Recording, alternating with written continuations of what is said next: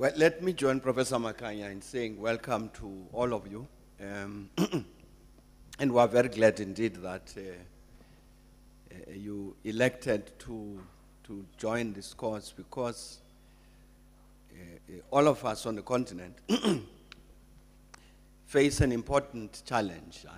I think Ambassador Kumalo, in this letter to which you referred just now, I did raise this up that I'm quite certain that we're going to spend a lot of this year of the celebration of the 50th anniversary of the OAU discussing this challenge of leadership on our continent.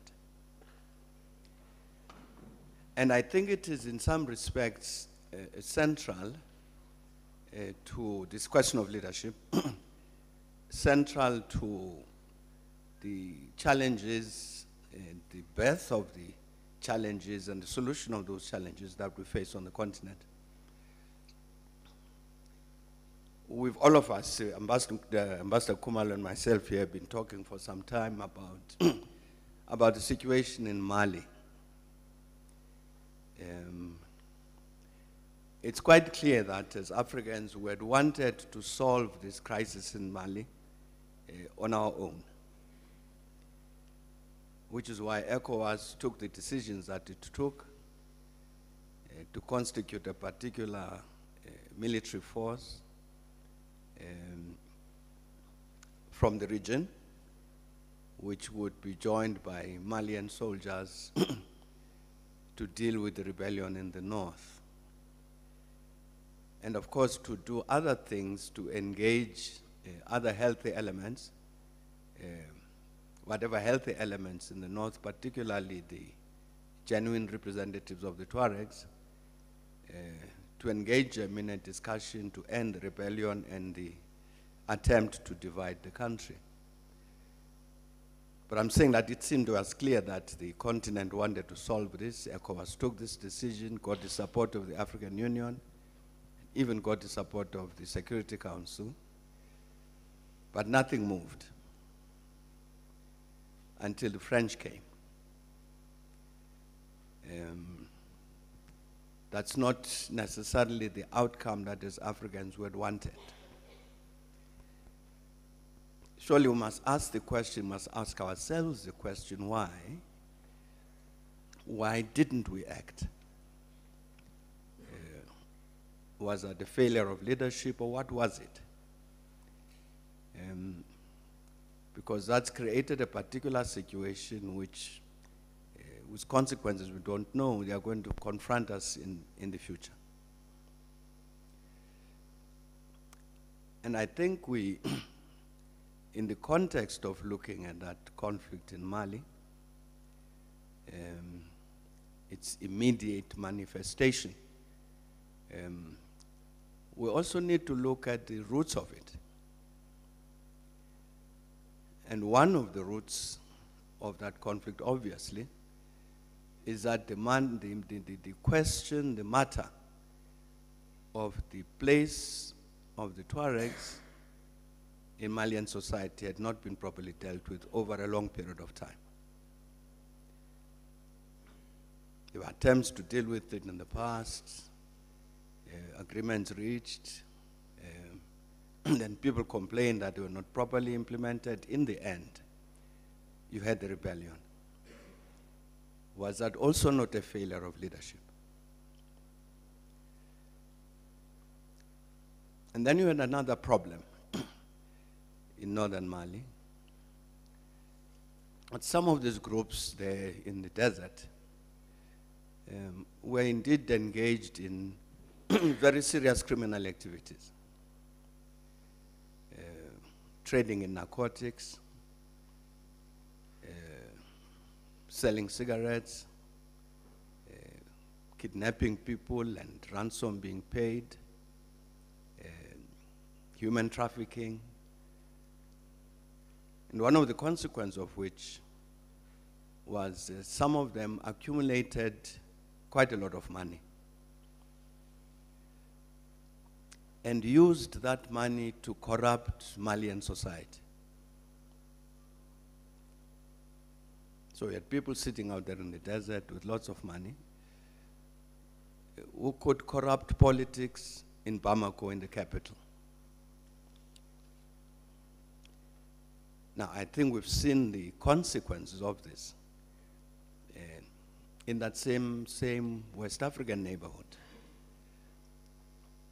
It is said by everybody in West Africa now that Guinea-Bissau has become what they call a narco state. That the drug dealers from Latin America managed to get there, took advantage of a weak state and weak state institutions to establish themselves and effectively to take over the country. And so you have people who earn their money from drugs who now run the country, which is why I'm saying that people in West Africa would say they are faced with the problem of a narco state.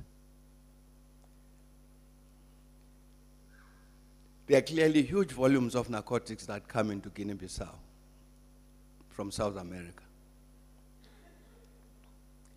It's equally clear the destination, the bigger destination of those drugs is Europe. And obviously, it's not going to be people traveling on Guinea-Bissau passports who are going to be flying into those capitals in Europe trying to smuggle drugs. Because obviously the drug enforcement agencies in Europe and the police and so on will be watching out. They know very well that is the route through which these drugs come from South America. So who is carrying these drugs to Europe if it's not people from Guinea-Bissau? It will obviously be people from other countries. Even, I'm quite sure, even as far afield as South Africa.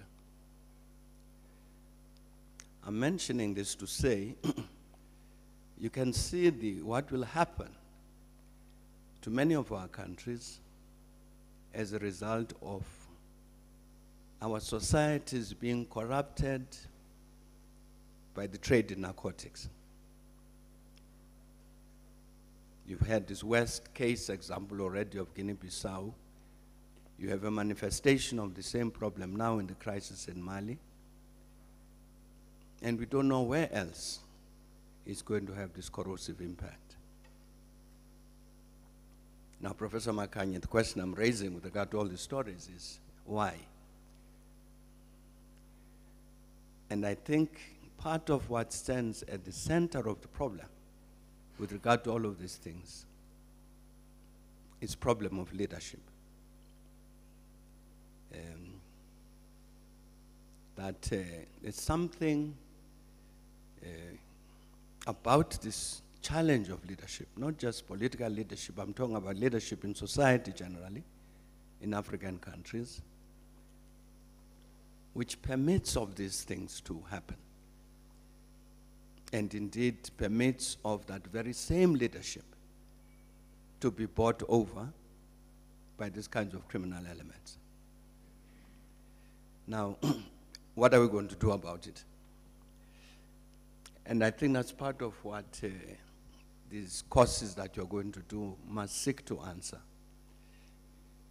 At least they must seek to inspire us to say, what is it that we can do to contribute to the changing of the quality of leadership on our continent so that indeed we're able to deal with problems of this kind. So I was just saying saying all these things to say welcome to everybody. And I'm very glad that you've accepted the challenge by joining.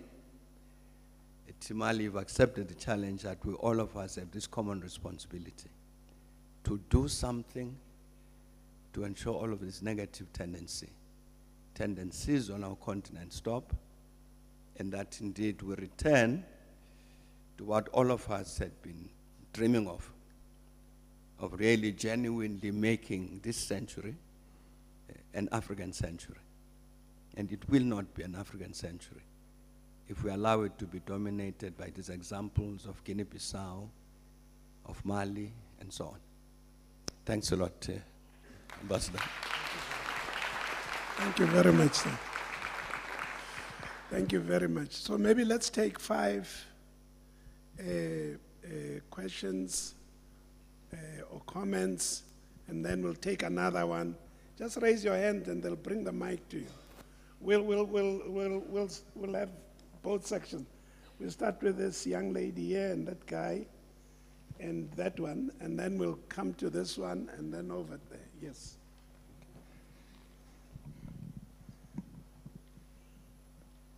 Mr. President, please do forgive me. I'm trembling a bit because it's no joke sitting here having to address a man of your caliber. So if I stumble with my words, please do forgive me. And all protocol observed on that note. Mr. President, my name is Neo Ramafoku, and I've been a leader since the 23rd of November, 1977. I come from a small, impoverished township called Mansiville.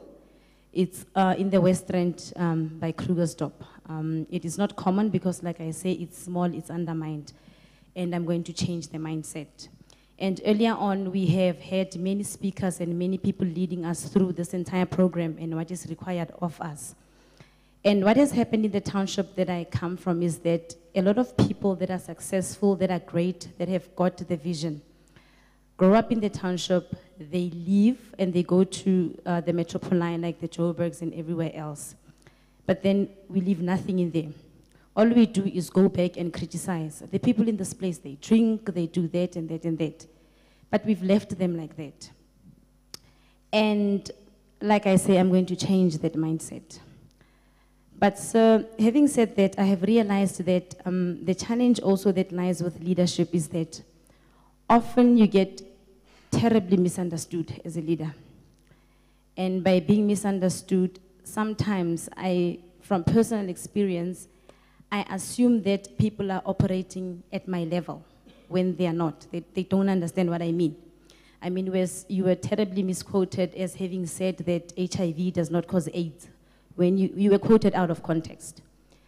What I need to know from you, Mr. President, is how do you handle such situations? Or how would you advise us as aspirant leaders wanting to take this country forward to avoid such misunderstandings and misconceptions, and just to ensure that we don't walk too far ahead from our people, but we are also not subscribing to mediocrity, because it's become a societal norm that mediocrity in our own spaces and societies is acceptable. Thank you so much, sir.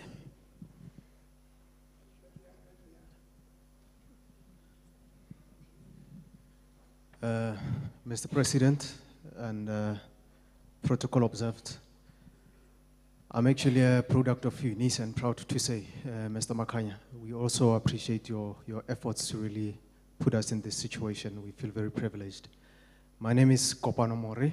I'm part of the Tshwane Hub Global Shapers.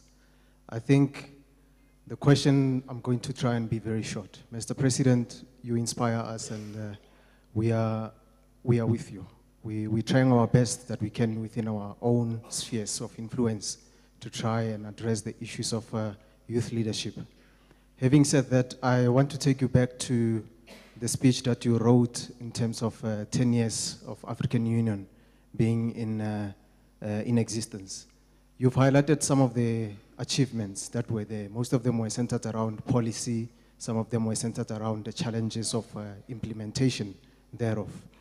And you also highlighted disappointment with regard to the action by certain countries in terms of really intervening appropriately, mainly specifically to Libya.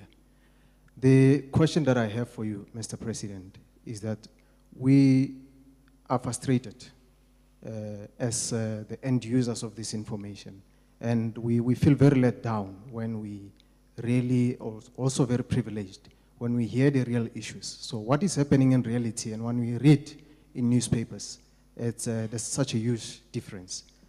The question is, since recently, maybe 2-3 years, the agenda of Africa in the in the global debate has actually seemed to have faded away. And this is very worrisome. How do you think this can be sustainable? Because it cannot be just an issue that comes and go. We need to find sustainability thereof. Thank you.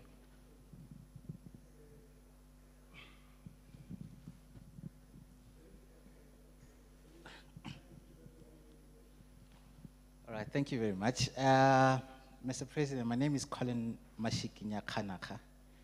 And before I say anything, I want you to know that I'm delegating you for the United Nations Secretary General position.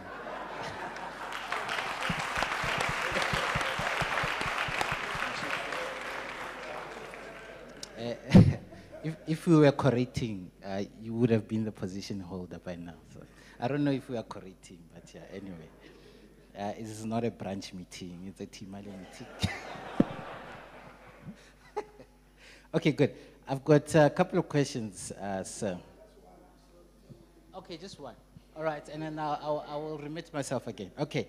Well, here is a ground level issue that creates the situation that, well, I think that it creates the situation that we are seeing in Mali. Do you not think that the money supply system from central banks to the macroeconomy actually forms the dichotomy that you see?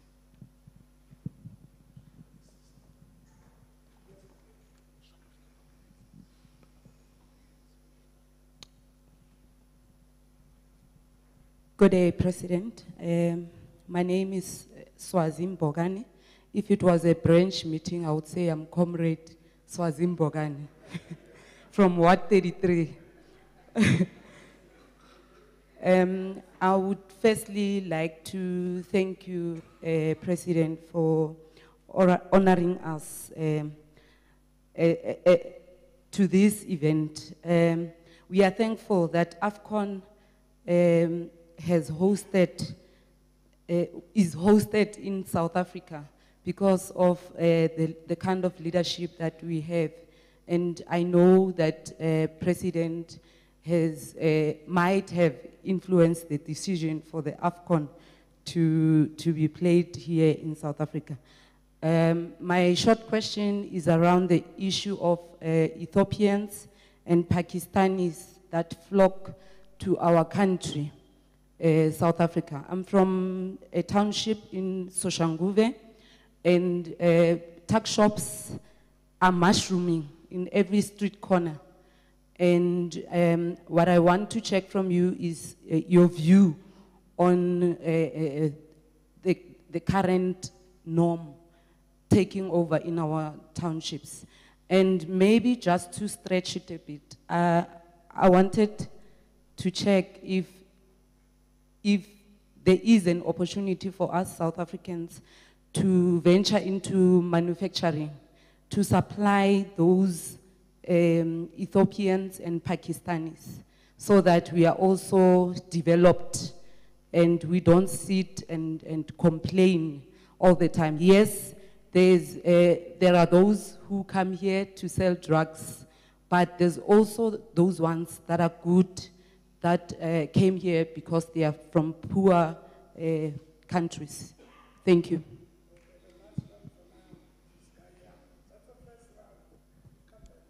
Thank you, sir. Mr. President and the whole table. Seeing that the global focus, my name is Nkululo Lau. Seeing that the global focus is in Africa, and now we seem under pressure with all the issues that are happening around. Will this, our prestigious institution, afford us an opportunity to debate openly and publicly with integrity the issues that are burning in our continent, to openly criticize the selfish leadership in our continent above the selfless leadership, so that we arm our young people in the continent so that they do not go only for military training, but for mental and intellectual training. Will it happen? Thank you.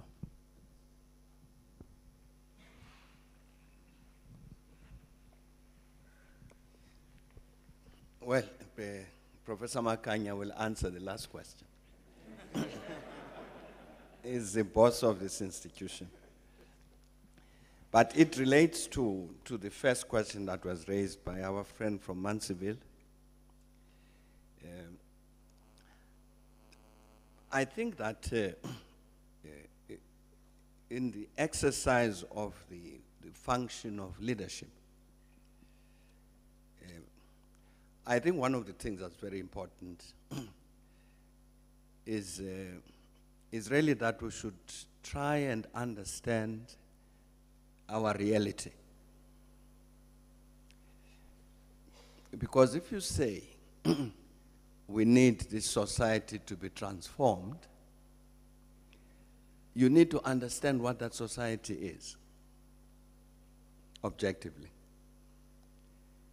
Question point that was mentioned there, which is part, I think, part of our problem here when he was talking about the distance between what gets reported in the media and what happens, or what the actual reality is. So I'm saying that we have that challenge to make sure that we understand the reality we are dealing with, and therefore the reality that we say we need to change. Now, if Professor Makanya here then depends on newspapers to understand that reality, and I do something else to get to the base of that reality, then there's going to be a misunderstanding. For instance, when I say the people that you are seeing in the townships, whom you call Ethiopians, are in all likelihood Somalis. I suspect it's Somalis, not Ethiopians. Now, I'm saying that already gives you a basis for a misunderstanding. And much more so when you then go into the question of, well, here is this reality. We read this situation differently. You, Professor Makanya, and myself, we read this thing differently, so there's a misunderstanding. And I'm saying that misunderstanding will get worse once you deal with the matter of how then do you transform, change this reality. Because obviously, having read the situation differently, you'll have different answers. I think it's unavoidable. And obviously, therefore, to lead properly, you would need to make sure that you explain properly. But I think also it's very important not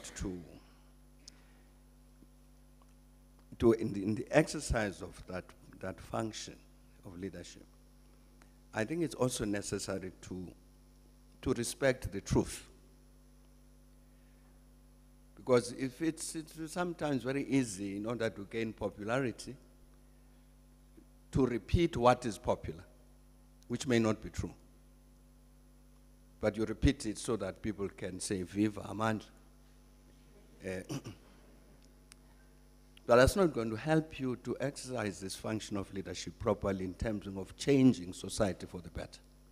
So that's why I'm saying that it's very important to, indeed, as part of all of this, to respect the truth and really to have the possibility, the courage to stand up and tell that truth.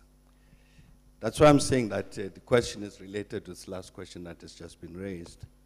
Because obviously, I think part of this challenge of understanding all of these modules that we'll be doing, we are trying to answer the question, what therefore should we do? It means that we must have a critical approach even to what we're studying. To say, I do not believe that this material is correct.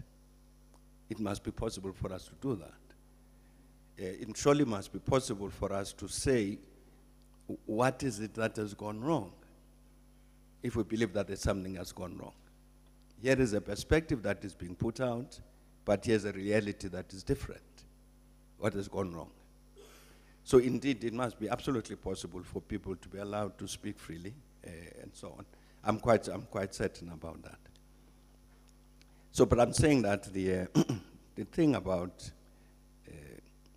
misunderstanding of leadership, issues of mediocrity, and so on, I think we should reject mediocrity, because really, genuinely, if you say we are experiencing serious problems in the educational system in the country, everybody says that. Now, you raise that obviously because you want this thing changed for the better. And so you must then ask the question, what is it that we can do in order to overcome this crisis in education? I don't think there's any other approach to this, and it may very well be that one should expect that you will not get unanimity around what one is saying. There will be this misunderstanding. And I don't think if one is convinced about what is true and is prepared to live according to principle, I don't think that that criticism should matter that much. I'm glad to hear what you're saying about going back to Mansfield and not staying here in these bright lights to help Mansfield too. Yeah. I think that's a very, very good approach indeed. It is true that over the years, let me say, what had happened in the past was that we managed to put this issue of the African challenges on the global agenda. And that is why you could then get a situation where, for instance, the Secretary General of the UN would set up a particular office to deal with these issues of NEPAD and African challenges. You would get the G8, the most industrialized countries in the world. Every year they met. They'd meet with the Africans seriously to look at what they can do to implement what the Africans had decided. I'm saying initiatives of this kind. General Assembly of the United Nations would do the same regularly to say there are special challenges that face the African continent. What do we do? I'm afraid Africa, in that sense, has come off that global agenda. It's a matter that, as Africans, we need to address. Because I think we have allowed that to happen. For instance, to come back to the G8,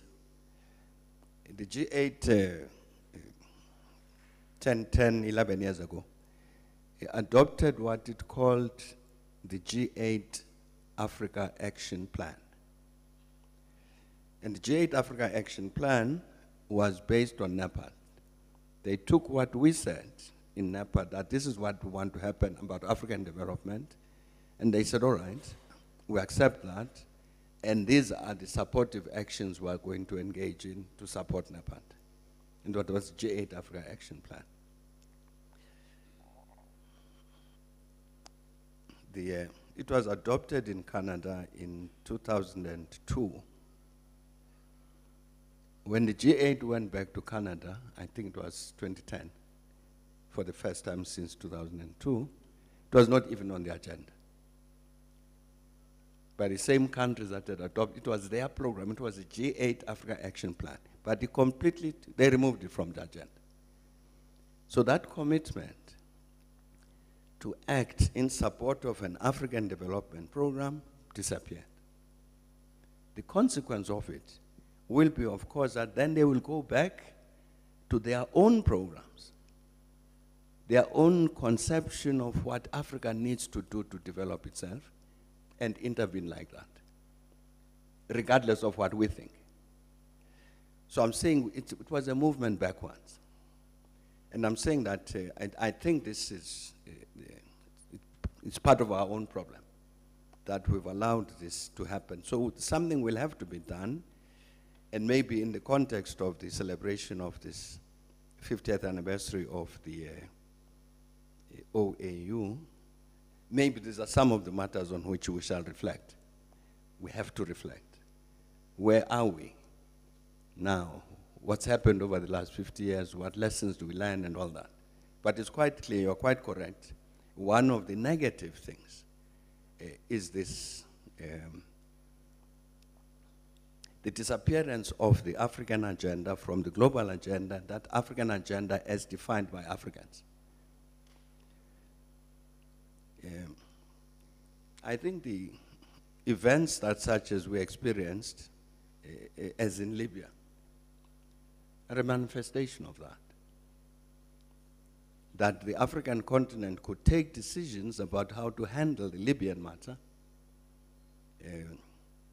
engage the late Gaddafi about that, agree with him about how to handle this thing, inform the Security Council about all of that, and yet the Security Council takes decisions that are directly contrary to what the African continent had decided. I'm saying I'm sure it's part of a manifestation of the fact that the African agenda, as defined by the Africans, has disappeared from that global agenda. So the other forces now have the possibility to decide what they want to do with the continent. It's a challenge to which we must respond. I think that the migration into South Africa, we have to expect from the rest of the continent.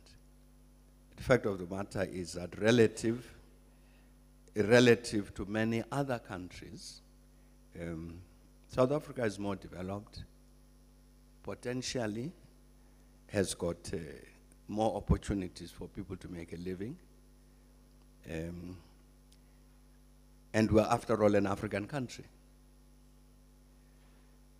I was, many years ago, Prof, I wrote to one of the leaders in the continent here, and they were creating some problems in our region. So I was saying to them that, you know,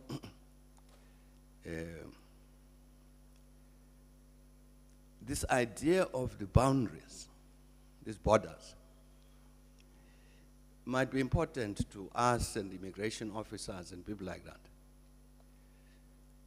But Ndlovu in South Africa is a Tlo in Botswana, is a Ndlovu further north, is a Ndlovu. These are all Ndlovus.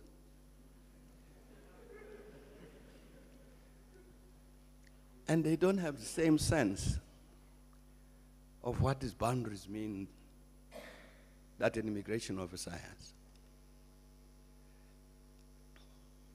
So they'll walk across the borders. So I'm saying that I think we must expect that migration into South Africa will continue. It mentioned Somalia, for instance. You didn't mention Ethiopia. It's true there's a significant Ethiopian population here. And the reason it moved from Ethiopia was because of particular years of conflict, of war in Ethiopia, fundamental changes of government and so on. And in that situation of instability, a lot of Ethiopians move. Somalis, because of this protracted crisis in Somalia that's gone on for 20 years, somewhere else you may not have conflict.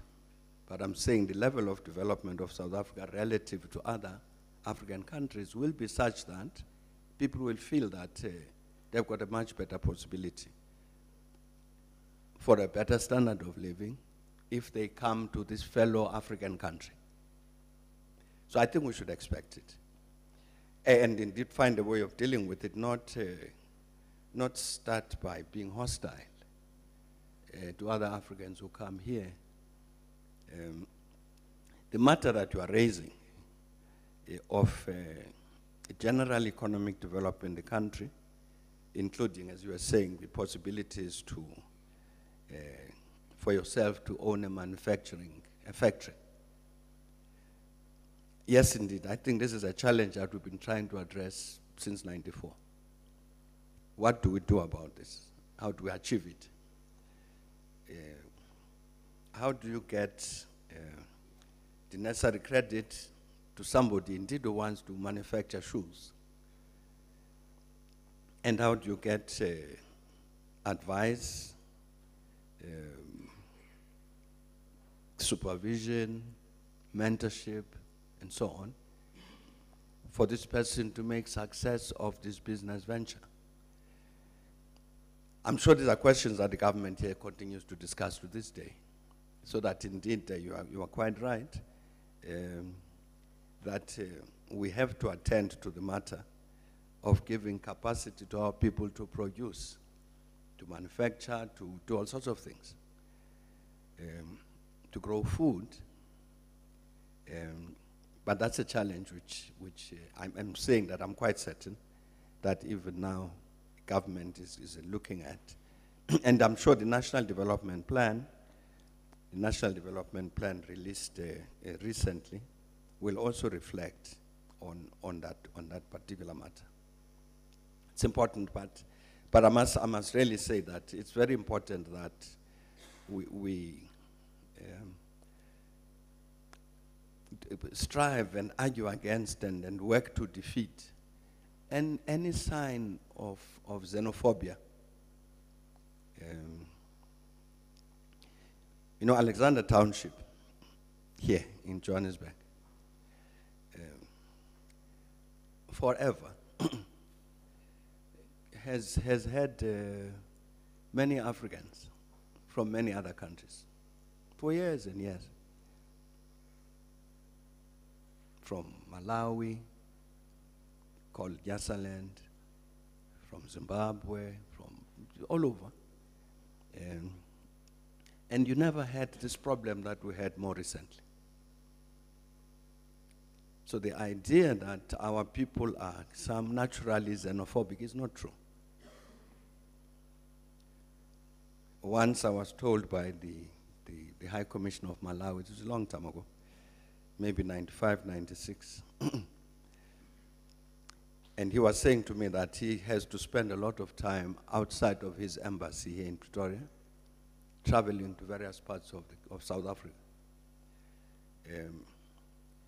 So I said, well, now High Commissioner, why do you have to do that? He says, because there's at least 1 million Malawians who live in South Africa. And there's never been any conflict with them. Anyway, they are part of society. The problem that we had at a particular time and at particular routes, I was worried when you started talking about tuck shops, because that was part of the problem. That whereas this trader from Somalia could sell one cigarette at 2 cents, I, in the next tuck shop, was selling at 3 cents. So he takes away my business. And that's what starts the conflict. But I'm saying that I think consciously we have to find a way to make sure that we don't sink into that. I didn't understand the question about money from the central banks to the macroeconomy. Maybe they might give you a second round to re-ask it in a clearer way. Because I don't believe any economic problem on our continent derives from here,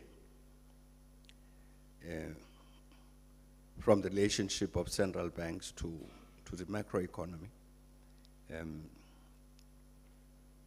I think basically the central banks on the continent, as far as I can see, basically have been doing the normal work of central banks.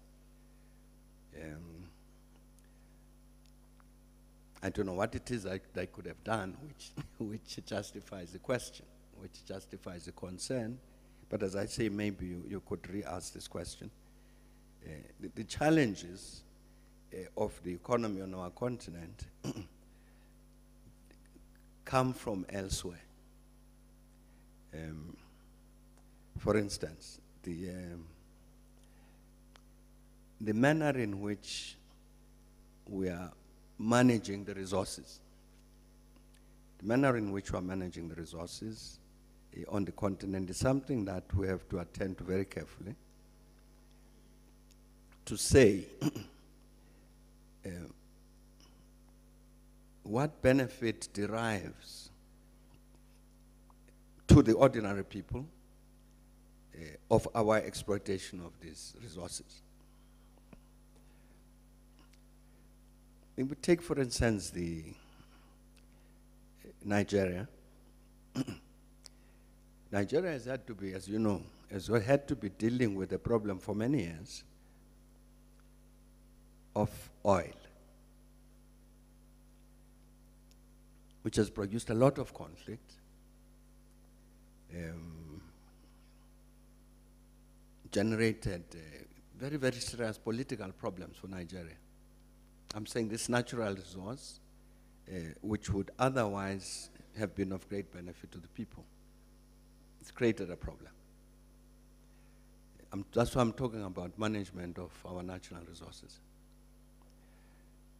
Or you have the situation in the Eastern Congo. Part of the crisis in the Eastern Congo is that there are people there who are busy exploiting these natural resources of the Eastern Congo without any licenses from the central government, without any control, who set up their own militia, they arm them, they finance them in order to protect their business activities there. So it contributes to the situation of instability in the Congo. I'm saying there are challenges of that kind. Apart from other challenges of resources being mined or whatever on the continent, and the proceeds ending up somewhere in the rest of the world, not impacting on development on the continent. I'm saying these are the more fundamental challenges of the African economy. I don't think so much problem of a relationship between, as you said, the central banks and the macroeconomy. But anyway, maybe you could explain that later. Thanks.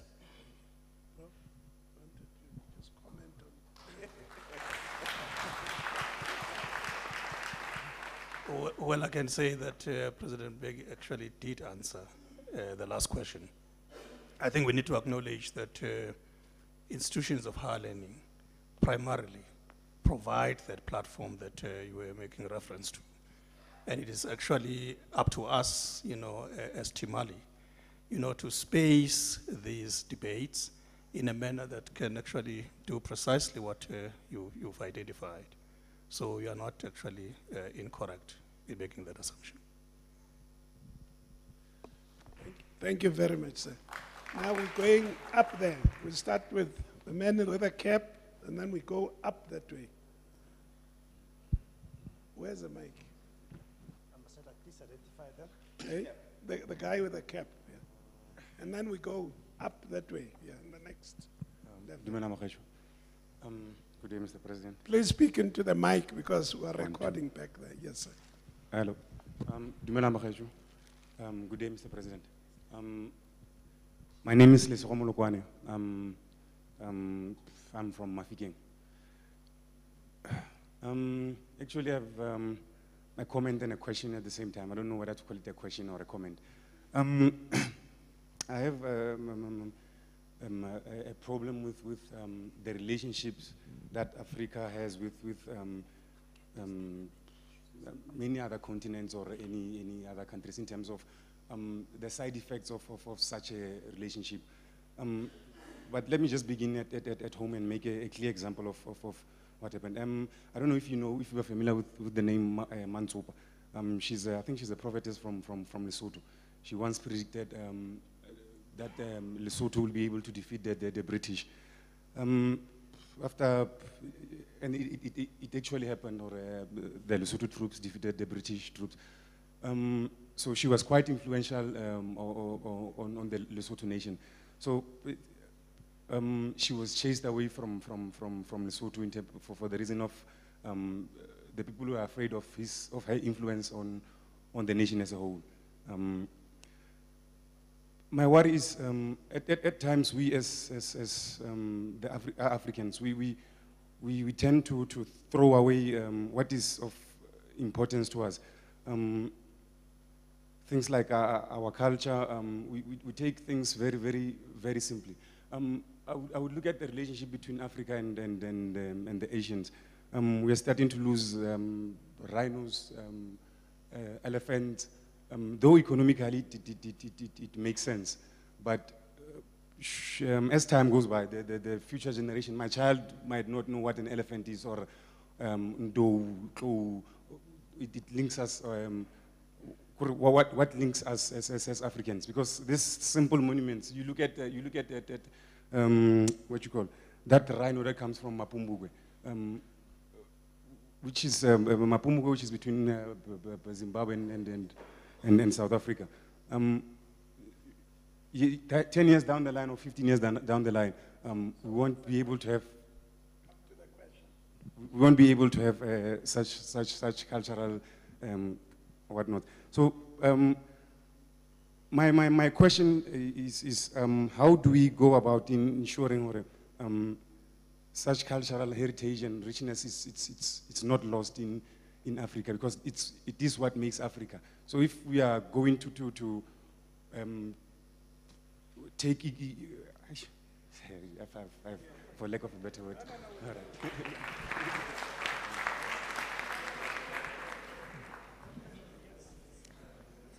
Thank you for the opportunity to ask this question. My name is Mandisa Mashego, and I'm nervous and in awe, but I'll go ahead and be very quick. I've written my question down, so I'm going to read it verbatim. A big part of our problems in South Africa is the suppression of our ordinary day-to-day struggles to get out of our economic strife. As an example, Mr. Henry Oka of the Movement for the Emancipation of the Niger Delta has been tried in South Africa and is currently being sentenced. I'd like to know whether our country considers Mr. Oka a terrorist. Unless there's more to the story than meets the eye, is he not fighting to help his own people fight against economic suppression? How different is his situation to what happened to many of our own leaders, family members and elders in our communities, such as yourself, Honorable President Thabo Mbeki, who fought during the liberation struggle, who were arrested, tried as terrorists and even sentenced? President Nelson Mandela is an excellent example of that. During the political liberation struggle of South Africa. In the context of the drug dealing and other criminal elements you raised in your esteemed presentation to us a few minutes ago, is our poverty and lack of access to economic control in our various countries in Africa not contributing to this vulnerability to globally organized crime? Thank you.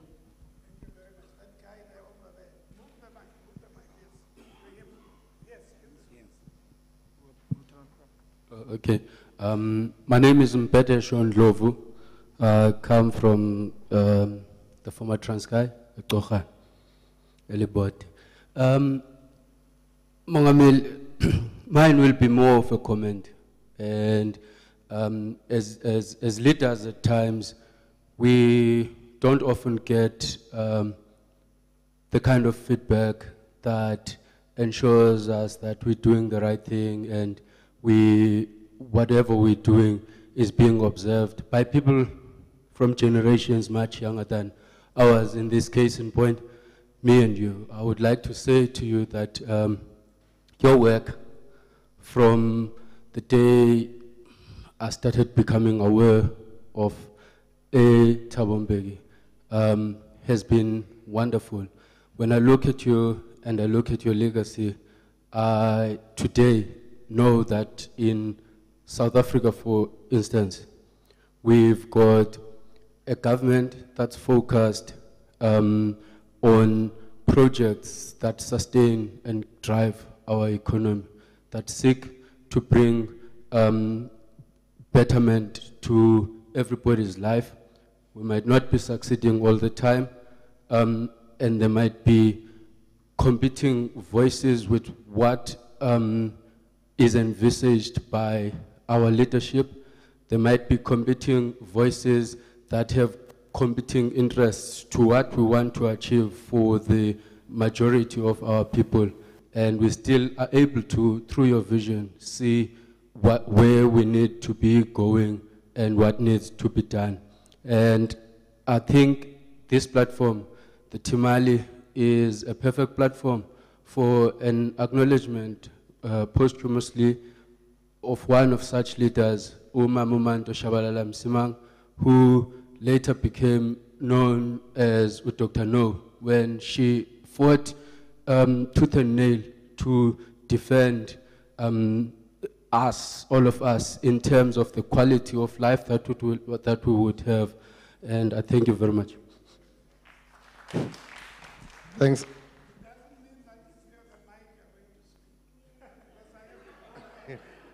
Oh, my apology.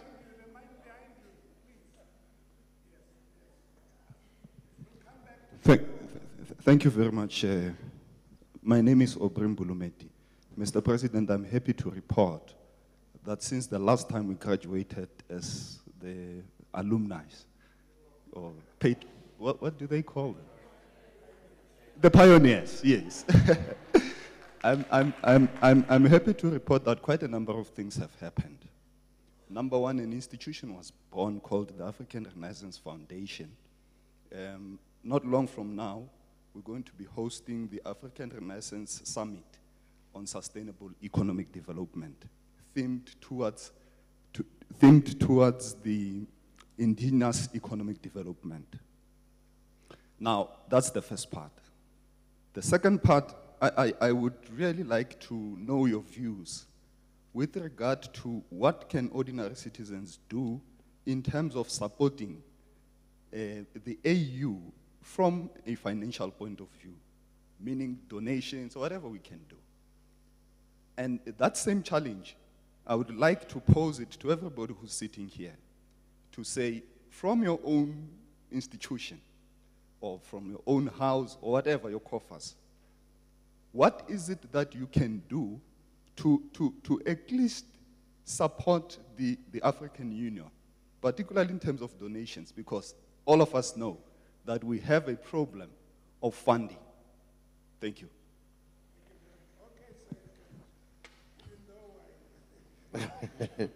Thanks, Chair.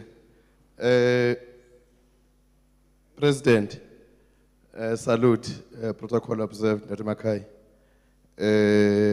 former ambassador. I remember when we were still in United Nations. My name is Vincent Werner.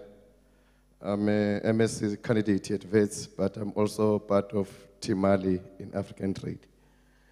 You said there's nothing else without us. You fought very hard for us to have a seat in the United Nations. This boils back again. I want to get your view, Mr. President. In preparation for the chairperson for the nomination of the chairperson of the AU, the extent in which African countries were divided, what can we do to ensure that we break away from our own colonial masters, the division between Francophone that still characterize Africa? And to what extent can we ensure that unity of Africa is necessary for the African century and the African Renaissance to prevail? The last question is in relation to the issue of the trade. This also boils back to the issue of commerce, eco-wars, that we are still having there is no hegemony in this trade institution. You see, if you look to the custom union in South Africa, the eco-wars and the commerce, they don't have a same voice in terms of ensuring that trade. There's one trade in Africa, unlike the current situation that is happening that is based on former colonial regimes.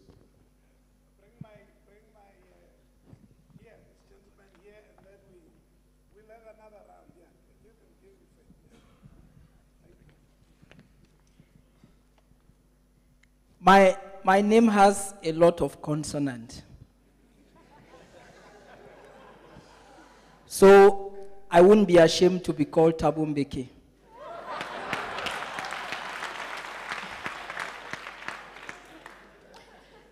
Because I know every man wants to be called by a great man. That I know. Good morning, Your Excellency. It might be afternoon for you and morning for me.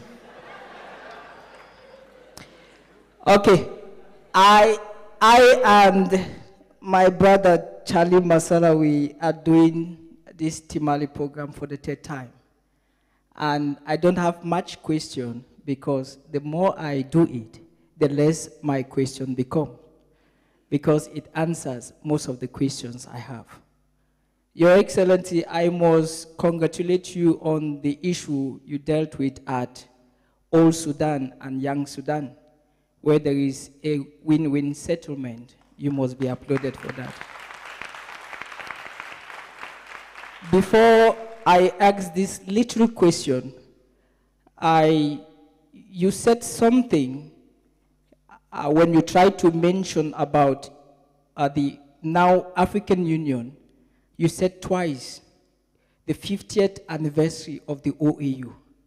I know a great man like you, don't make mistakes.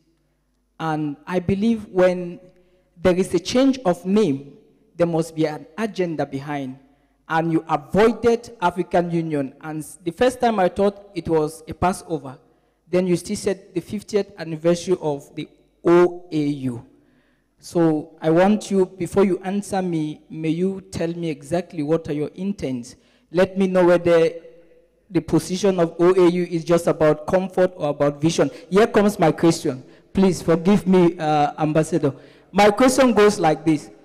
Your Excellency, you talked about weak institutions in Guinea-Bissau. In Africa, every state has weak institutions, except that in Guinea-Bissau, it has the weakest of this institution. Now, this is my question.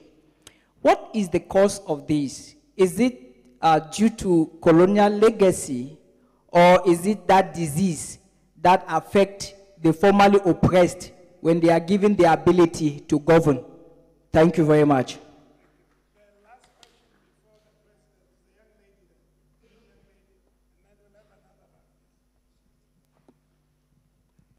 I'm also very nervous. My name is Zama. I'm a refugee from Zululand here in Johannesburg. I work for a leading multinational management consulting firm. And oftentimes, as Nene had spoken earlier on, I find myself in a values clash where I have to leave half of me at the gate. We service, can I still go on? Okay. So we service a lot of leaders in the private and public sectors across the continent. My question here is, I'd like to hear your opinion on African solutions for African problems.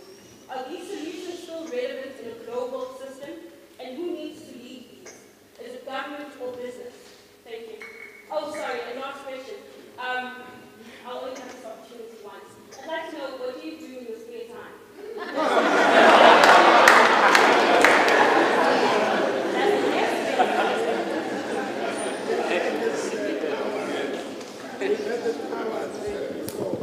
They told us it comes back, it does come back pretty quickly. So, but maybe we just go to the president. I don't know if that's right.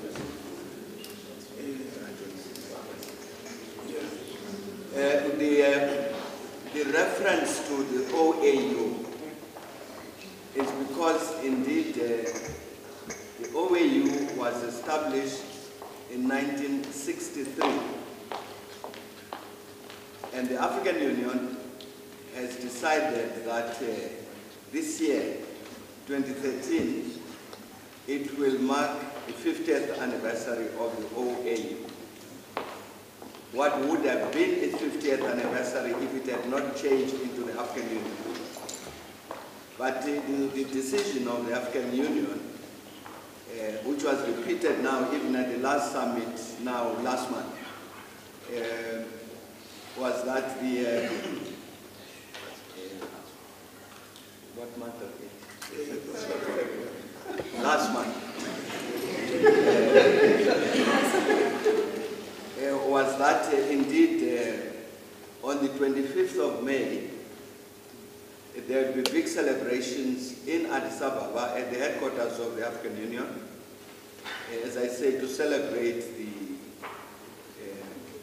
anniversary, the 50th anniversary of the OA. So it wasn't a mistake. But obviously, the African Union was launched in 2002, its first inaugural conference. So it's obvious that in reviewing the work of the OA, that will not stop in 2002. That review will go on to cover also the years of the existence of the African Union. But it was not a mistake to talk about the OA.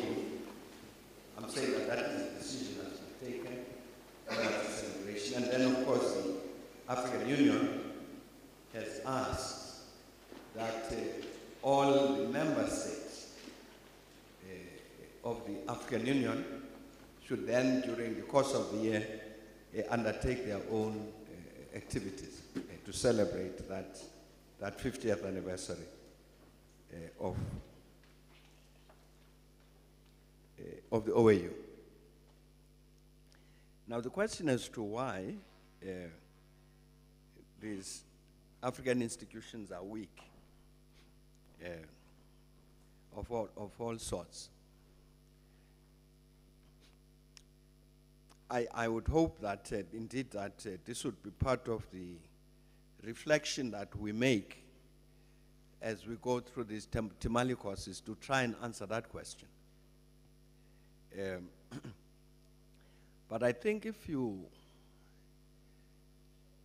went from country to country, in a sense, if you undertook a case studies of why this happens, I think you would come up with all the various answers that you need as to why these institutions are weak. I think that I'm saying you would probably find that there are some variations. There are variations from country to country, but that it's not difficult to find the reasons in each of the particular case study. So I don't think it's possible to answer it in a general way. One can try to answer it in a general way, but that may be misleading in the end, because I think there would be national specifics.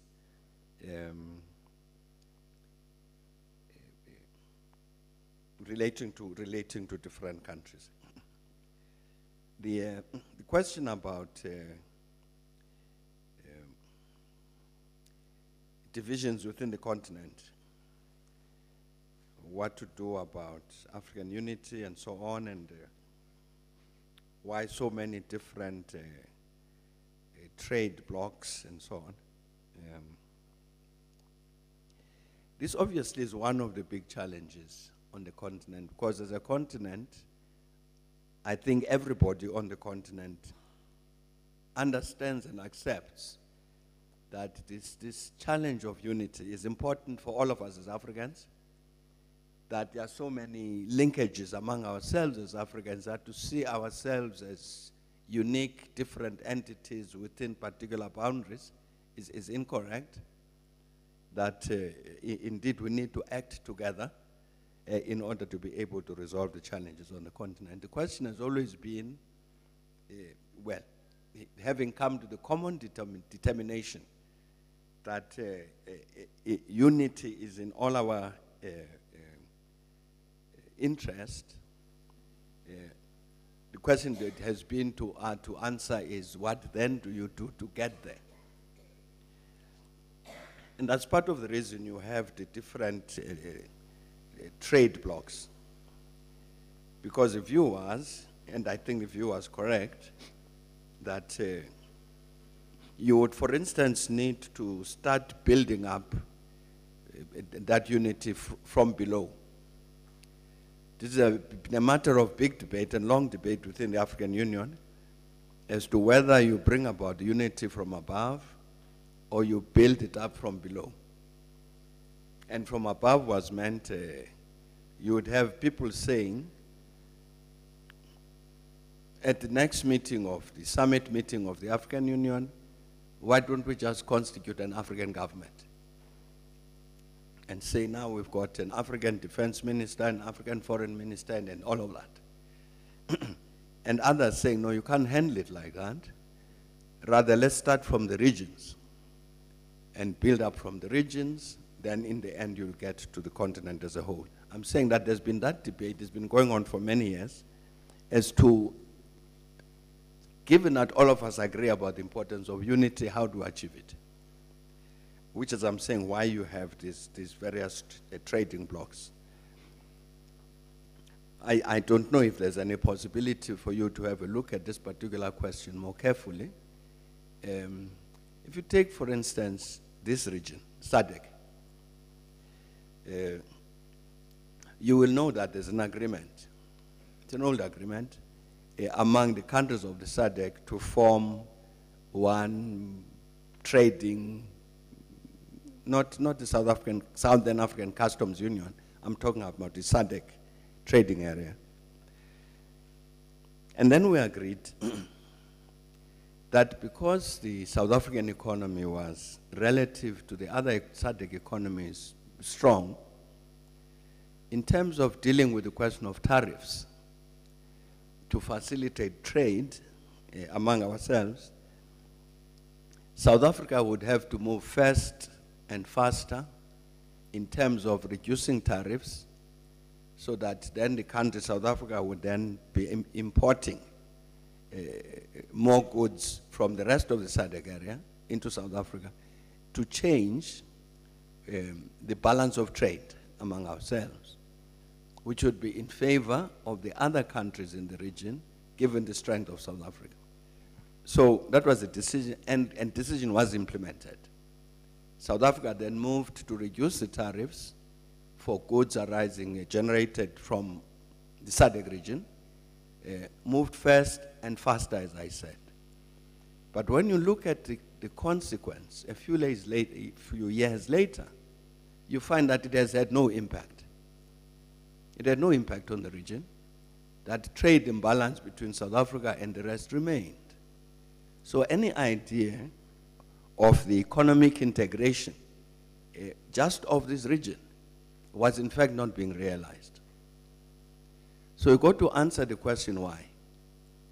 Why is this thing not working? Before you say, let's move from SADC now to a wider region.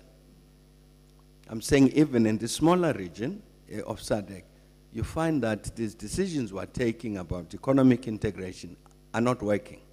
Maybe not as working as well and as fast as we wanted them to work. Why? So it was quite clear that in our case, in the SADC case, yes, indeed, a very good decision to reduce these trade barriers in the region in order to facilitate a trade within ourselves and therefore achieve integration within the region. But the reason we reduced the tariffs, but the reason that it didn't have an impact in terms of our trade relations was because the other countries in the region, in fact, did not have anything to export to South Africa. So we reduced the tariffs, but so what? What was required was that then you should then also encourage investment. You must encourage investment into these other countries so that indeed there's something that they can export to South Africa. Now, so I think that the person who asked this question will therefore understand that the matter about the integration of the African continent, achieving the unity of the African continent, is something that requires a lot of detailed attention. And it's not, you can't achieve it merely by proclamation. And indeed, I should say that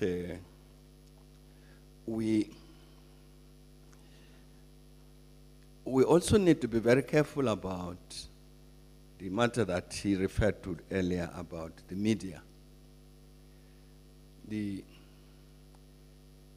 When the African Union had to elect the chairperson of the commission, I also saw these comments in the press that this represented an Anglophone, Francophone fight. And it wasn't true. There was nothing Anglophone or Francophone about it. It had nothing to do with that.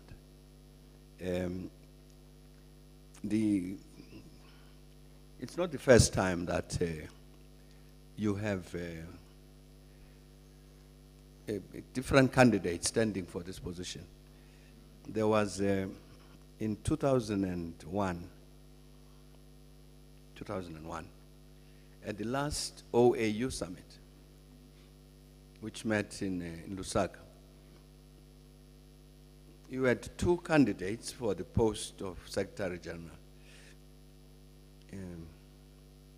One was from here, from Namibia. The other one was from Cote d'Ivoire. I think we voted 21 times. And none of them could get this 2/3 majority that's required. In the end, the SADC region met and said, look, let's just withdraw our candidate, which we did. And so the candidate from Cote d'Ivoire was then elected unanimously. But I think that was after 21 votes. But throughout this voting of 21, nobody ever said, this is an Anglophone candidate and that's a Francophone candidate. It was two different candidates who had their particular merits, both of them. But as I say, and even indeed in the voting, it was not Francophone bloc and Anglophone bloc. You know, people voted according to what they considered to be the kind of qualities they needed and saw in the two candidates in terms of what they wanted to achieve with regard to the then Organization of African Unity. So I'm saying I don't think we should really be, we should be careful about that. And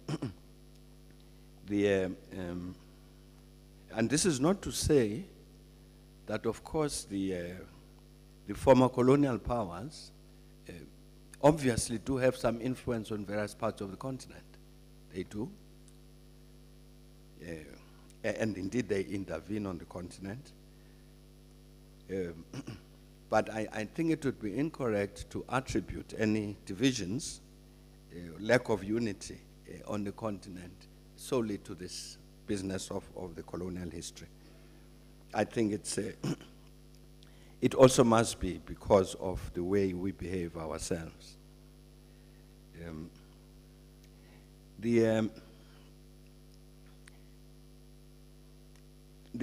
One of the problems in Nigeria with regard to oil is that there's something called bunkering. Bunkering means theft of oil. And now there are large volumes of oil that are stolen in Nigeria every day. I've seen estimates, for instance, of at least a quarter of all the oil produced in Nigeria is stolen.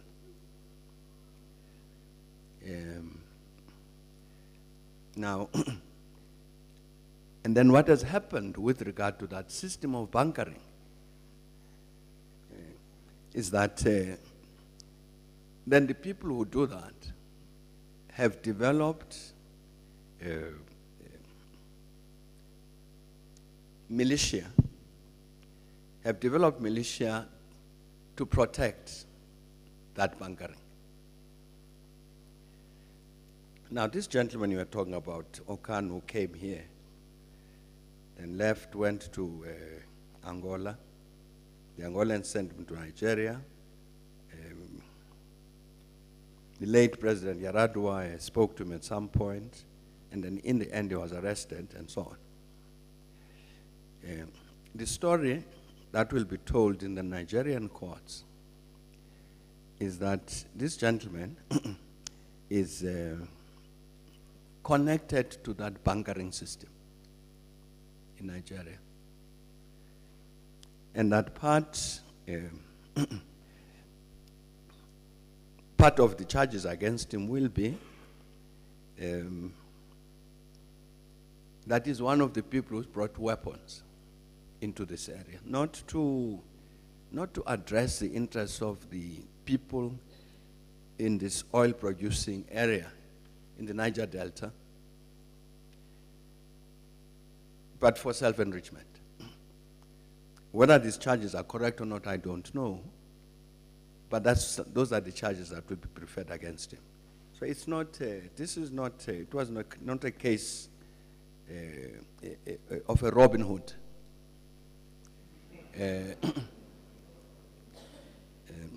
This is part of the crime that people are talking about that's affecting Nigeria in particular, but may indeed threaten other countries in the Gulf of Guinea.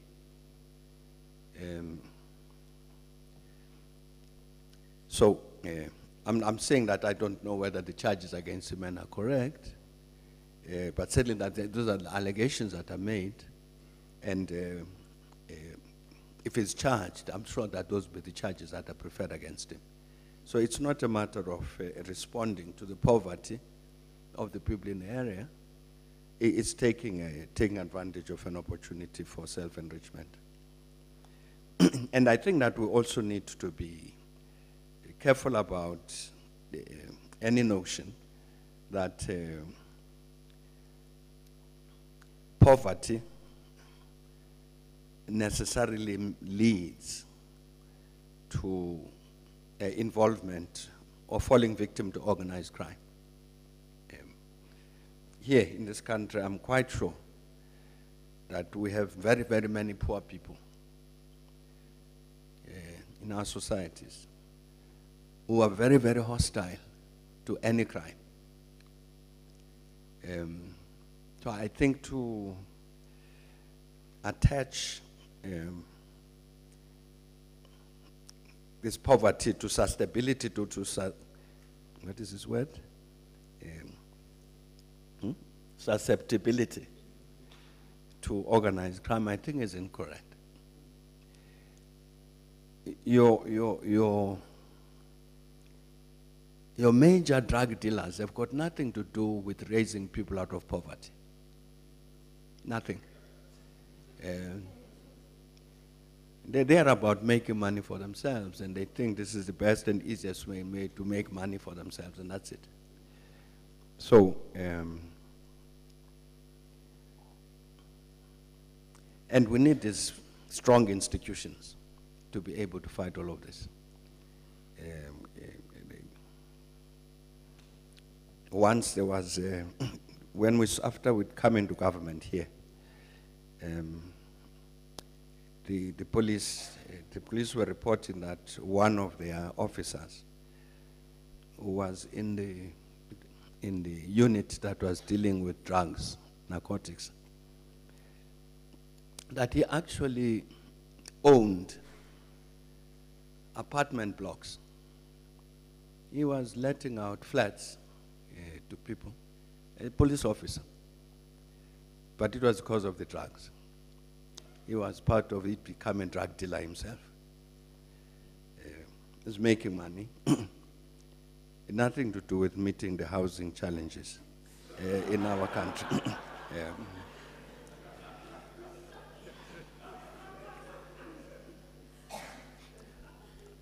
The point that is made here with great passion by our friend from Afike is correct. But isn't a part of the challenge that we need to cultivate among ourselves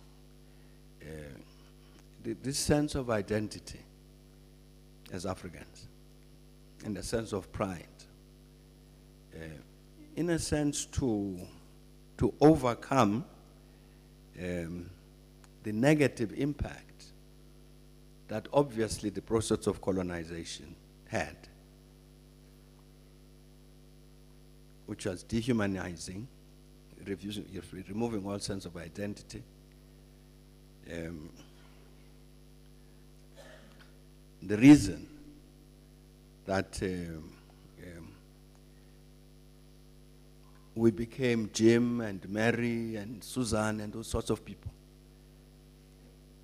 was to detach you from your own identity. So you become something else, you become somebody else who is defined by another person. And so you behave according to the definition that would be given. I'm saying that I'm quite sure that part of the challenge that we are raising about heritage, values, nature in which we should structure our relations between Africa and the rest, also derive from this fundamental challenge to make sure that we do indeed recover our own sense of identity and so on. So I think all of us here would agree with you. This matter about values that we're talking about today is fundamental to all of this. Who are we? What is it that defines us? And what is it that we want to preserve as part of that definition? And indeed, even right down to the rhino, to say this is part of our heritage. So all of us need to look after it, because it is part of being this African continent. But I think a realization and understanding of that becomes important. The last point, the point that is raised about financial support to the African Union is indeed important, because it's true that part of what makes the African Union not as effective as it should be is because it doesn't generate enough funding from within the continent to do its work for its programs. Even now there is a special committee that is looking at this ways and means of generating these additional resources for the continent, which is chaired by President Obasanjo of Nigeria. And indeed, I think it would be very, very good indeed if we here can generate a popular movement among ourselves as South Africans to say this is our union, we know that it's got its problems, and each one of us is going to contribute R1 a month to an AU fund, and I will join you. Thanks.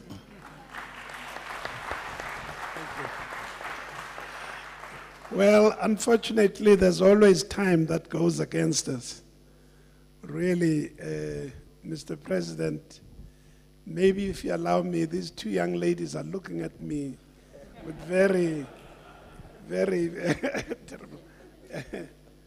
Okay, and you, but these two ladies, start with that lady, that one there, and we end up with this guy who is really, because it's, I really can't reach everybody. Please forgive me for this.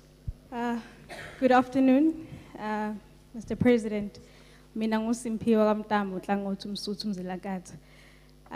It's an honor, indeed. My question is, how do we as South Africans, given in the context that we have so many born frees that are born in this country who have no concept of apartheid, who have no concept of leaders who have shaped this country, how do we teach them the values or shape them in such a way that we avoid another apartheid happening because they are not conscious and cannot then protect themselves from exploitation?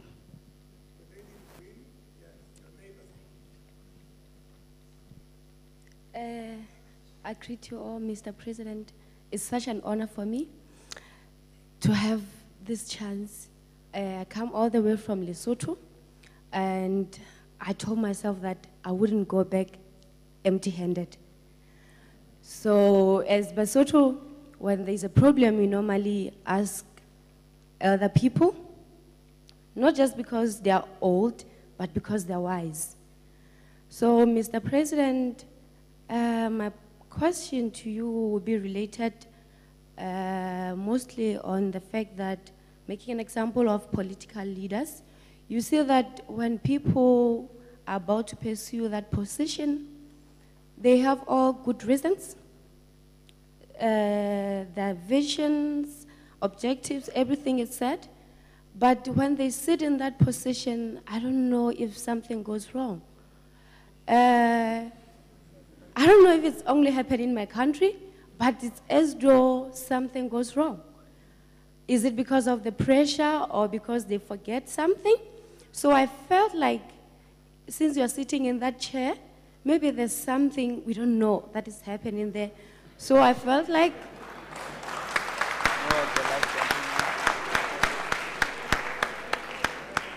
so as young leaders who are hungry to sit in chairs like that, would want to hear something from you, Mr. President. Thank you.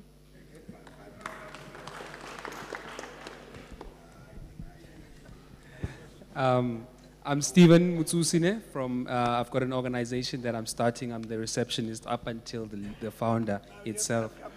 It's African Industrial Revolutionists, and mostly I'm trying to create a school of thought, Mr. President, that is about libertarianism in Africa. It's some idea that is not yet pursued by most average individuals in South Africa. The idea that we should create a society whereby liberty is the most important fundamental principle we need to adhere to.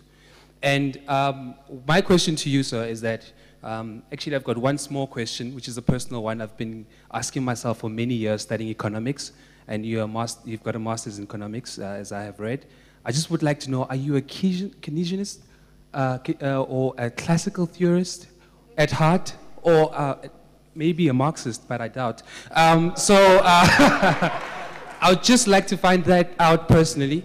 So my real question, however, is about regional integration.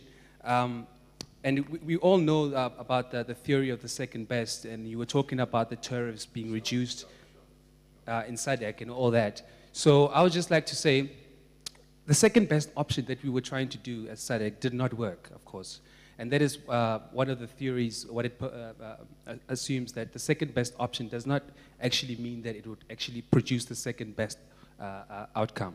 And we saw that. So what can be, how about economic integration on capital and labor markets? The full-blown reason why, in fact, markets should come together is because to transact, to produce, and without boundaries. And I think Africa needs to start learning that, and we are deterred by xenophobia and all that. So if you could just explain to me why we fail to have full economic integration in the country.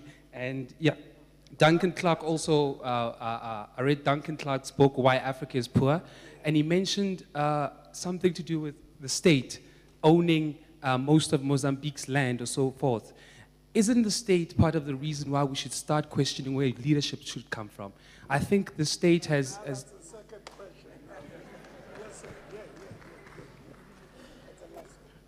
Good afternoon, Mr. President. All protocol observed.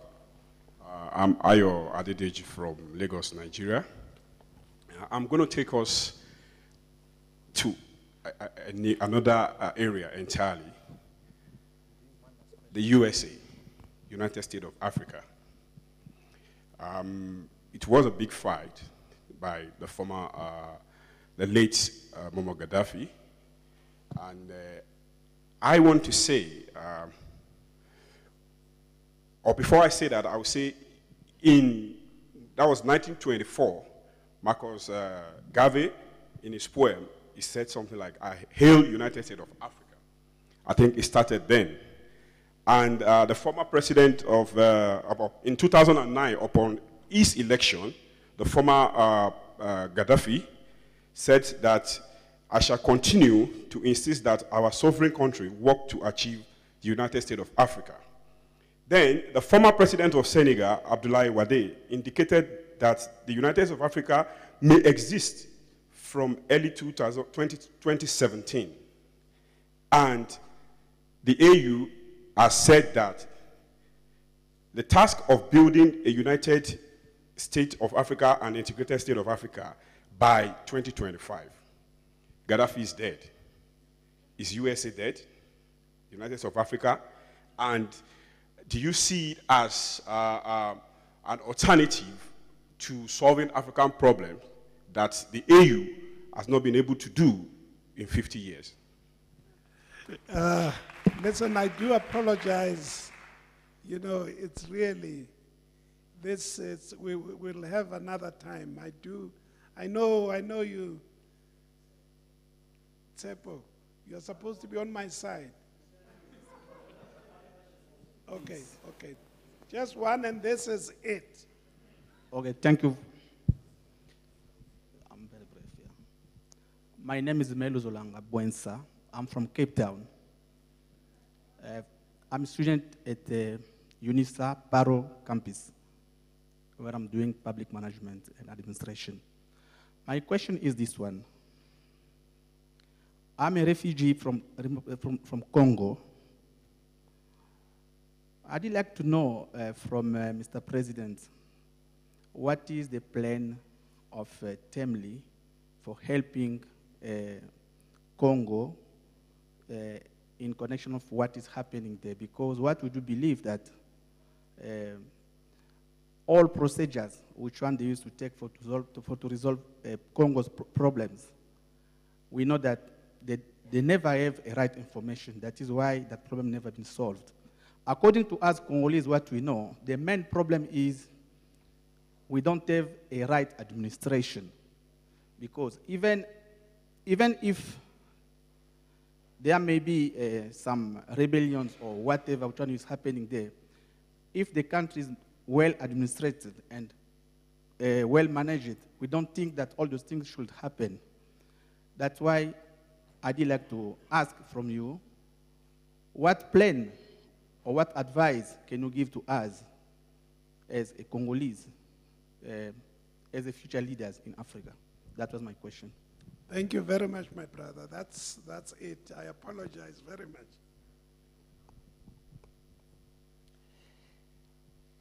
I would agree with the last speaker that indeed this is part of the challenge of the Congo, the DRC. This challenge of weak administration.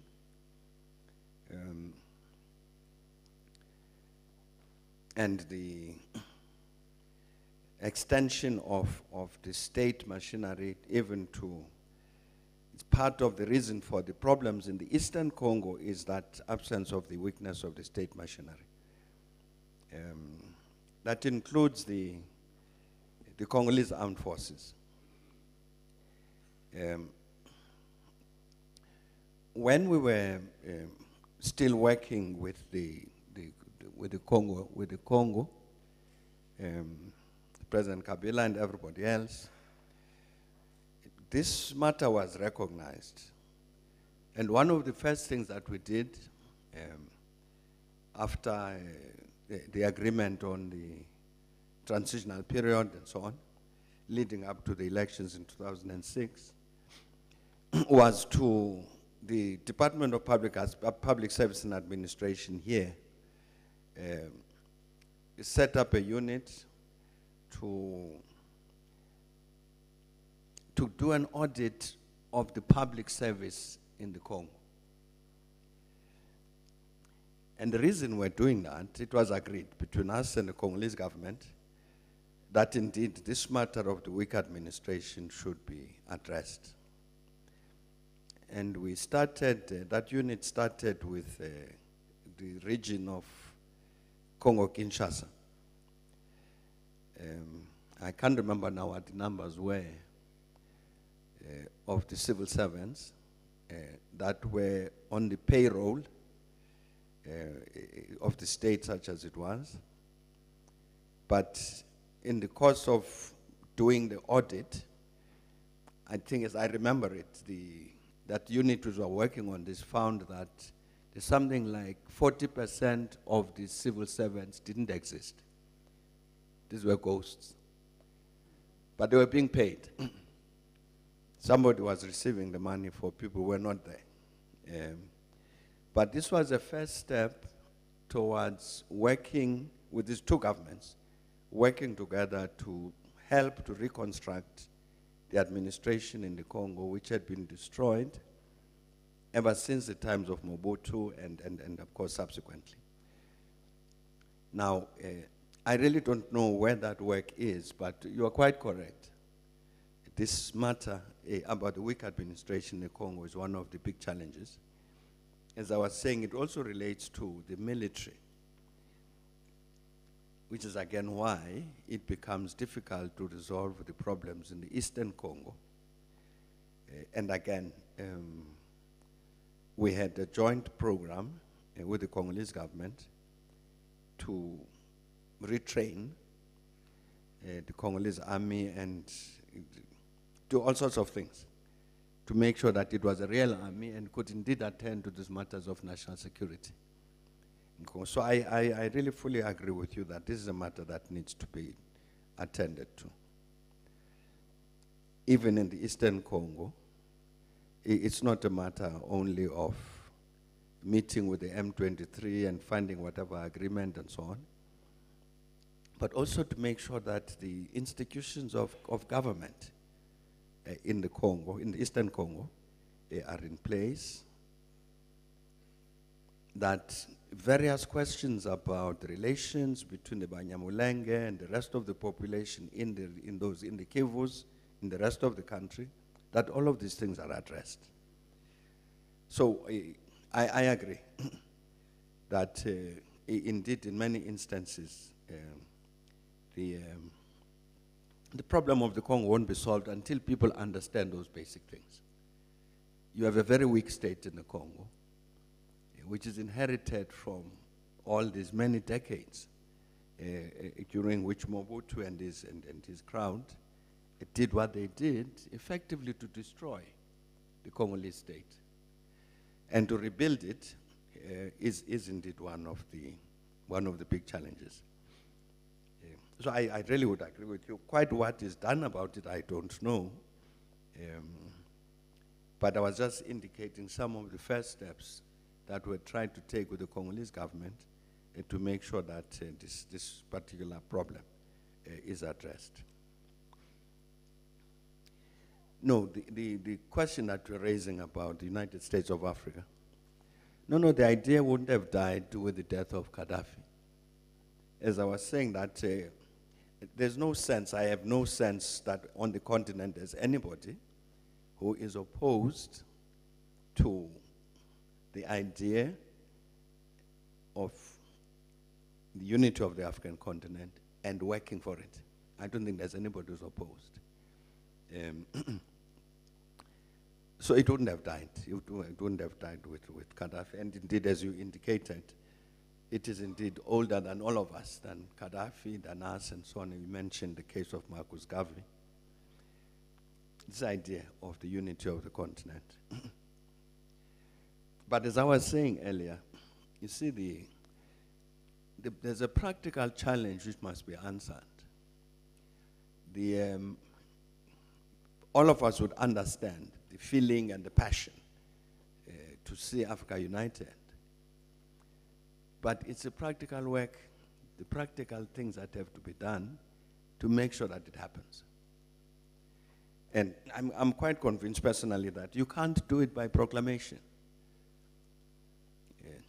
You can't say, let there be a United States of Africa and there was a United States of Africa. It can't happen. It requires this practical work. The question is raised about how do you achieve African integration? What about opening up the labor markets?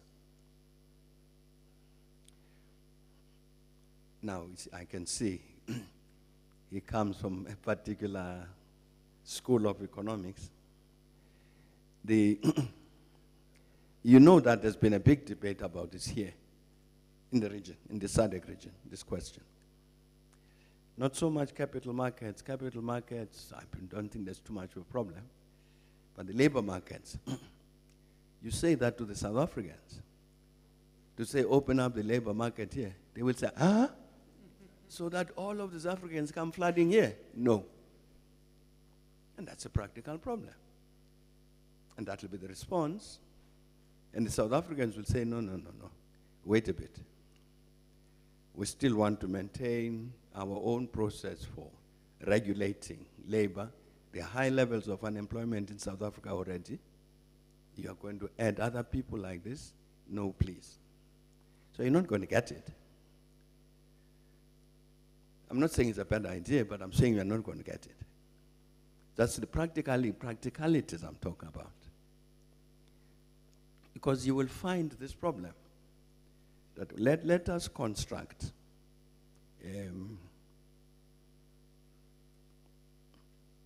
the majority of the continent has been saying, you need these various building blocks to build towards an African Union. Take, for instance, the regional brigades, military brigades. Let's form military brigades, a Southern African one, a West African one, Central Africa, and da-da-da-da. Having done that, then when you're faced with a problem in Mali, you take all of them and put them under one command. And they go and attend to Mali or the Central African Republic or wherever. That's the best way to come at it, rather than say, we are forming an African army which is going to be based in Libya. Can each of you supply 10 soldiers? That the best way to come at it is from this region upwards. So now you can imagine this decision was taken long, long time ago. I know that this region had made a lot of progress towards forming, in terms of practically forming. I've seen the brigade together. I don't know what the situation is like. And so I'm sure that there's no such brigade in Central Africa. Otherwise, they would have deployed that brigade in the Central African Republic now. In West Africa, is there such a brigade? I don't think there is. Otherwise, they would not have called for contribution of troops now in order to deal with Mali. But these are the practical problems. So we want this as part of this expression of this United States of Africa. You want this one military thing which is going to protect the continent and so on. But why are we not moving even on this smaller matter? So, no, the idea hasn't by any means died. But for those people who want to set deadlines, to say by 2017, I can deposit 100 rand with you as a bet, and tell whoever says that, I bet it will not happen by 2017, and see who wins. Because really, as I say, it's not, you can't treat it as, I wish it to be so, and it becomes so. There's very detailed work. If you look at the EU and what it has taken to construct the European Union, and what drove it, what made it necessary, and what made it possible. I think if we study that, you then understand that we want this African unity, but we have to work for it, and we've got to work out on these practical steps.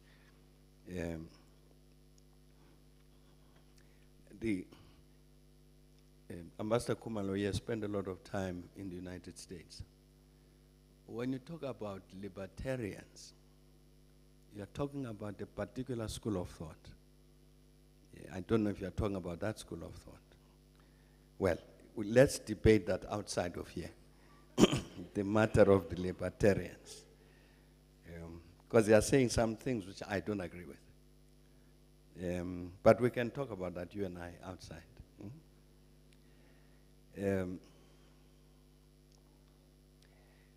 What goes wrong, I don't know. With the politicians in Lesotho,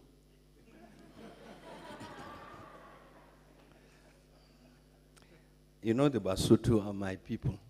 Those are my mother's people, so I can't say bad things about them.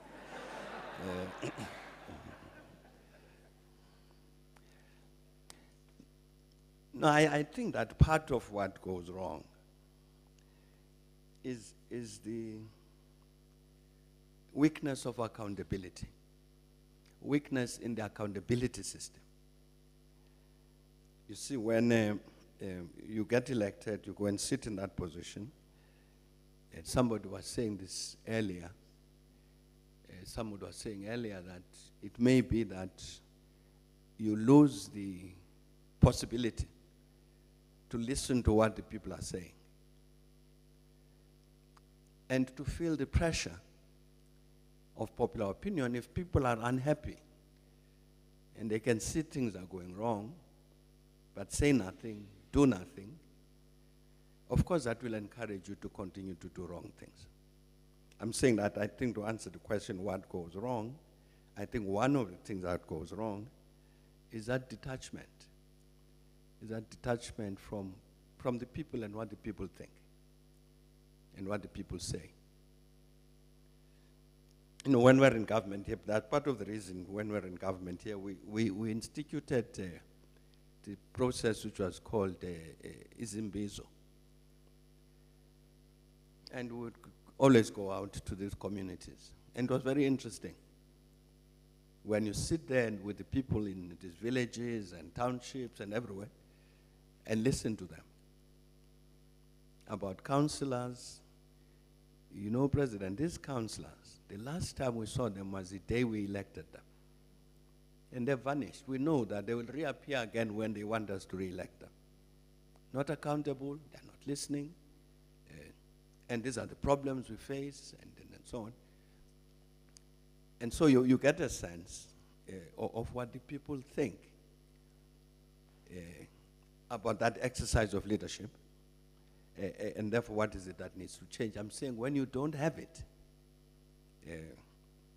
that possibility, and then of course you will continue to do wrong things because nobody's saying no.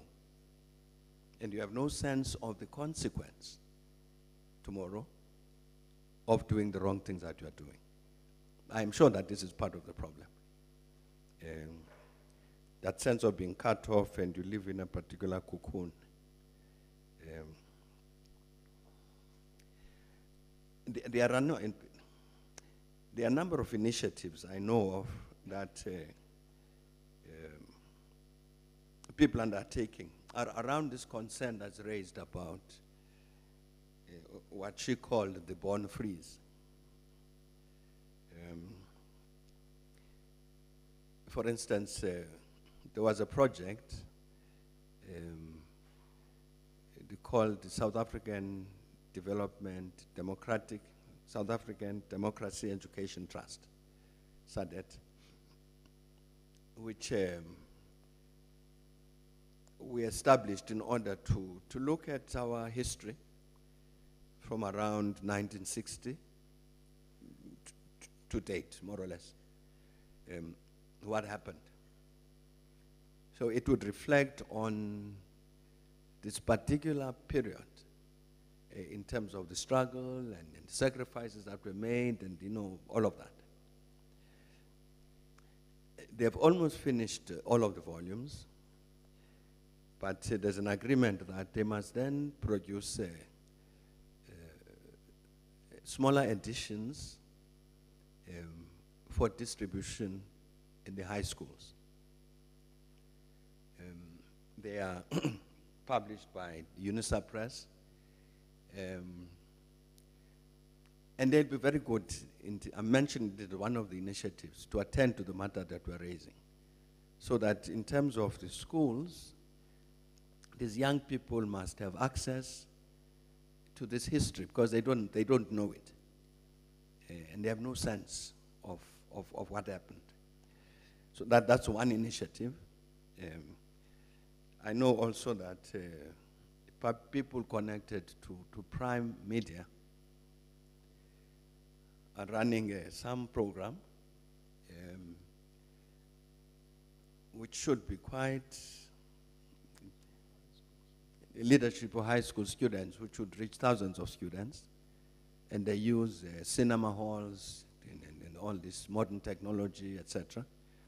Again, it's to attend to this particular challenge. So,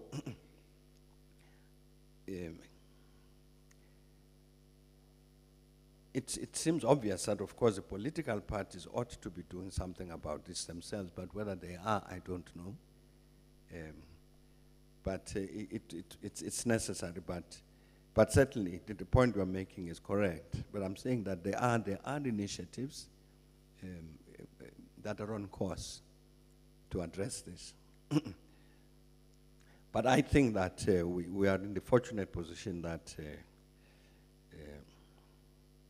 a lot of young people are themselves conscious of this challenge and indeed want access to this kind of knowledge. The ambassador does not know this. There's a number of young high school women, girls, who have asked to come to his foundation, Thabo Mbeki Foundation. They are asking questions about this thing. What happened? What is it that we do to respect the sacrifices that were made? Why is this going wrong? Is that right? You know, all of those questions. And it's high school students and it's girls who approached Mujanku and said, we are coming to the foundation because we want answers to these questions. So I'm saying, fortunately, the young people themselves are sensitive, certainly some of them. But certainly there are some initiatives. But if you can think of more, I'm sure that we would find a way of responding. Spare time? What spare time? I wish we had. There isn't time that is spare, unfortunately. It's, if we had it, I know I would tell you what I would do with it if we had it, but we don't have it.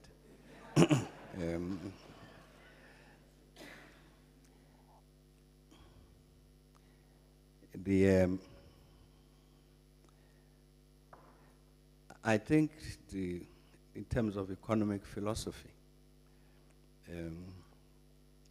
it would be better not to compartmentalize yourself and say I'm a Keynesian or there's a classical economist, a Marxist or whatever.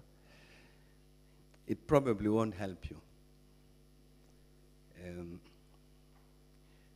Because in terms of responding to our challenges, it may be that you'll find some of the answers in Keynes and some of the answers in Marx. Now, if you've bottled yourself and said, no, me, I am this, it means you must forget about these other answers that are available. So that's what I'm saying. I think it's better, don't define yourself like that.